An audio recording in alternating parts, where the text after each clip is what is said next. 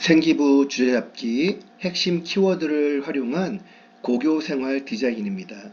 오늘은 다시 인문 사회 계열로 넘어가서 정치 외교 분야부터 살펴보겠습니다.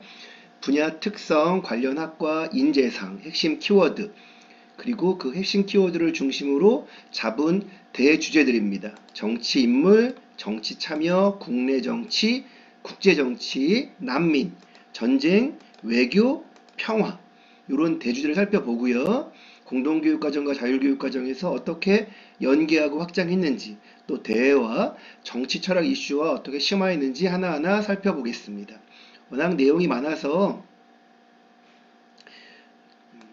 분야 특성 같은 경우에는 잠깐 이렇게 화면을 멈추고, 여러분이 이 분야 특성을 한번 첫 번째부터 마지막 번까지 한번 살펴보기 바라겠습니다. 자, 넘어가겠습니다.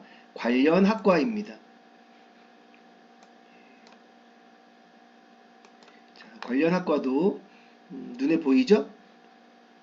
잠깐 화면 멈춰놓고 관련 학과 읽어보고 넘어가겠습니다. 자, 인재상입니다. 정치 외교 분야의 인재상이니까 이 역시 잠깐 화면을 멈추고 살펴보면 좋겠습니다. 자, 핵심 키워드 살펴보겠습니다.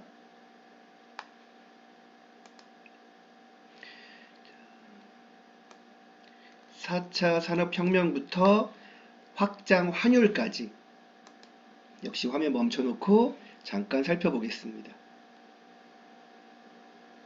자, 제가 이렇게 넘어간다고 여러분들도 그냥 넘어가면 안 됩니다. 꼭 살펴보세요. 자, 여러분의 선배들은 이런 주요 개념어 핵심 키워드를 가지고 어떻게 정치 외교 분야의 주제를 잡아서 활동을 했는지 한번 살펴보겠습니다. 먼저 정치 인물입니다. 자, 인공지능 정치인과 가상국가를 시대로 독서활동을 진행해서 탐구 보고서를 작성한 학생도 있었고요. 헨리 키신저 아시죠? 헨리 키신저의 세계질서라는 책을 읽고 키신저의 정치에 대해 조사하기도 했고요. 자, 마키아벨리의 군주론을 읽고 자, 정치 철학자로서 마키아벨리를 조망하기도 했고요. 또 세계사 시간에는 제자밖의 정치론과 마키아벨리의 군주론을 비교하기도 했습니다. 동서양을 비교한 거죠. 또 윤리와 사상 시간에는 국내 난민 수용 문제를 공자의 인과 애덤 스미스의 도덕 감정론으로 분석하기도 했고요. 자, 동아시아사 시간에 마키아벨리의 군주론과 법과 세상의 공통점과 차이점에 대해 살펴보기도 했습니다. 자, 여기 지금 같은 맥락에서 같이 계속 이어지고 있죠? 자, 난민 문제를 스토아 학파, 칸트, 세계 시민주의적 관점에서 분석하기도 했습니다. 자, 정치 참여 한번 보겠습니다. 아무래도 정치 참여 이렇게 얘기하면 자, 요즘 청소년의 정치 참여부터 자, 그 다음에 요 세 가지가 이제 모의 투표까지가 청소년의 어떤 정치 참여에 대한 이야기가 되겠습니다. 또 데이터로 보는 대통령 선거 주제 발표를 하거나 또 대통령 선거가 워낙 중요하잖아요. 대선 후보자의 공약을 조사하거나 관련된 정당을 조사하기도 했고요. 당연히 또 선거제도에 대해서 정치 참여할 때 제일 첫 번째 가장 기본적인 정치 참여가 바로 선거잖아요. 다른 나라랑 비교하기도 하고요. 자, 또 정치 참여를 할 때 많이 쓰는 게 요즘 소셜미디어죠. SNS, 정치적 의사소통에 대해서 자, 구체적인 내용을 읽어보시고요. 또 정치 교육에 대해서 살펴본 학생들도 있었습니다. 자, 이번에는 국내 정치를 한번 넘어가 볼까요? 자, 이민 정책에 대해서 또 신냉전이 한반도에 미치는 영향에 대해서 자, 코로나19 상황에서 우리 정부의 정치적 대응은 어땠는지 또 우리나라 국회의원 선거제도에 대한 탐구를 하거나 국내 여론과 외교정책 탐구를 하기도 했었습니다. 아무래도 국내 정치의 또 이렇게 하나의 큰 축인 정당에 대해서, 자, 우리나라 주요 정당의 정책과 이념을 분석하고 정당 시스템이 국내 정치에 어떻게 작용했는지 살펴보기도 했고요. 또 여성과 정치, 여성 정치인의 현황과 여성이 정치에 참여함으로써 겪는 도전과 기회를 조사할 학생도 있었습니다. 자, 국내 정치를 했다면 국제 정치도 있겠죠? 자, 국제 시사 관련 카드뉴스를 제작하거나 한참 또 이슈화 됐던 미얀마의 민주화 운동에 대해서, 또 호주제가 중국의 빈부격차와 인권 문제에 대한 영향을 분석하기도 했고, 중국을 들어가서요.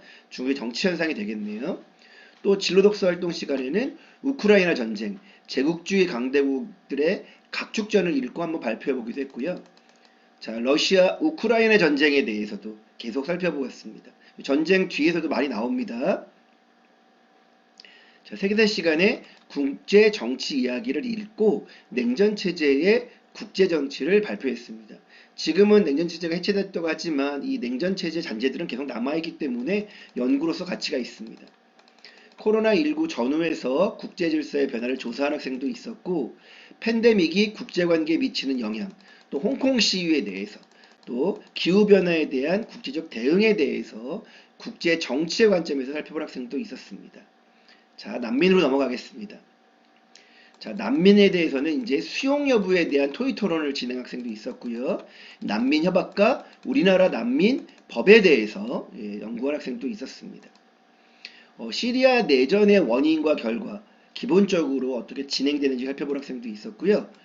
더 확장돼서 이 시리아 난민과 각 유럽 각국들이 어떻게 대응했는지에 대해서 살펴본 학생도 있었습니다. 정치와 법 시간에는 난민법과 다문화가족 지원법에 대한 문제점과 개선점을 탐구한 학생도 있었습니다. 진로 영어 시간에는 우크라이나 난민 현황에 대한 통계 자료와 국제사회 대응 방식을 조사한 학생도 있었습니다. 한국지리 시간에는 제주도 지역에서 있었던 예멘 난민에 대해서 한번 살펴보기도 하고 난민 문제에 대해 해결 방법을 탐구하기도 했었습니다. 자연스럽게 난민의 법적 지위와 국제법에 관해서 제네바 난민협약에 대해서 같이 살펴볼 수밖에 없었겠지요. 자, 또 난민 그러면 지중해 난민들도 상당히 많습니다. 이 아프리카 중동에서 유럽으로 넘어가는데 이 지중해를 넘는 과정에 많은 사람들이 죽고 있죠. 실제로 그 3살짜리였나 5살짜리인가 아이가 실제로 죽어서 그 바닷가 그 모래사장에 이렇게 죽어있는 사진이 나오면 정말 너무 끔찍하지 않아요? 그때 한번 또 크게 이슈가 된 적도 있었습니다. 자, 또 난민 캠프의 생활 조건에 대해서 자연스럽게 국제 원조에 대해서 문제점에 대해서 탐구한 학생들도 있었습니다. 자, 또 전쟁도 빼놓을 수 없겠죠? 자, 1차 세계대전의 원인과 결과, 당연히 또 2차 세계대전의 전술과 전략. 자연스럽게 전쟁 그러면 우리나라는 한국전쟁과 그 구체적인 영향을 빼놓을 수 없을 거고요. 우리나라도 여기 또 개입했죠. 베트남 전쟁이 미국 내 반전운동에 대해서, 또 요즘 군사기술이 발전되면서 전쟁 양상에 대해 살펴본 학생도 있었고요. 전쟁의 사회적 비용, 아무래도 전쟁으로 인한 경제 손실, 인구 이동, 사회 구조 변화 등 전쟁이 사회에 미치는 종합적인 비용을 평가하기도 한 학생도 있었습니다. 자, 아파도 살펴봤던 것처럼 러시아 우크라이나 전쟁을 당해 다양한 탐구 활동을 하기도 했습니다.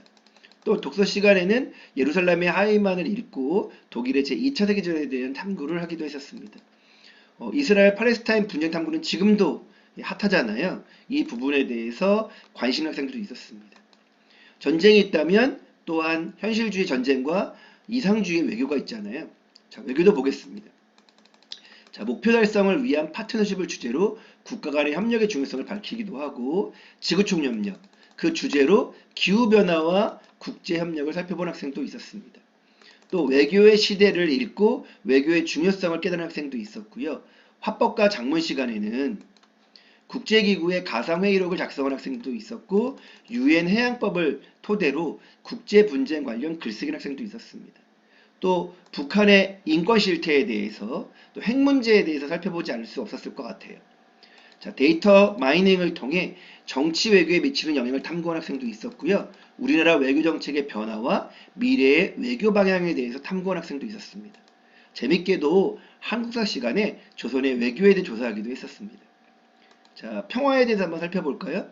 자, 유네스코 평화 방위대에 대한 영상을 제작하기도 하고요. 평화, 정의, 인권을 주제로 보고 작성한 학생도 있었고, 저개발 국가의 인권 문제에 대해서, 또 인종차별철폐위원회에 대해서 미국의 인종 갈등에 대한 아무런 평화의 관점을 살펴볼 것입니다. 그 얘기를 하면 우리나라에 대한 통일에 대한 이야기도 하지 않을 수밖에 없을 것 같고요. 또 일본과의 이야기를 할 때 위안부 문제를 빼놓지 않았을 것입니다. 또 세계지리 시간에는 소수민족에 대한 바람직한 정책, 평화적 접근을 살펴본 학생들도 있었습니다. 자, 공동교육과정에 참여한 학생들도 많았는데요. 자, 현대사회의 변화에서 근현대 전쟁사를 비교하기도 하고 세계 문제와 미래 사회에서 정치 분야에 대한 탐구, 국제사회 현안을 탐구한 학생도 있었습니다. 마이클 샌델의 정의란 무엇인가에서 당연히 정의론에 대해서 살펴보면서 학생도 있었고요. 사회분석 현상을 통한 진로연구반, 국제법, 국제사회, 사회학 이론과 실제 탐구, 정치기사를 읽고 토론하기 반, 나만의 정책 제안하기 반도 있었습니다. 자, 공동교육과정이 만약에 개설되지 않았으면 이런 반을 가지고 개설하려고 요청을 해보면 좋겠습니다. 자, 학교에서의 자율교육과정으로 확대해서 참여한 학생들은 또 어땠을지도 한번 살펴보겠습니다. 자, 인문사회 캠프에서 러시아와 우크라이나 전쟁을 식량 안보로 살펴봤고요.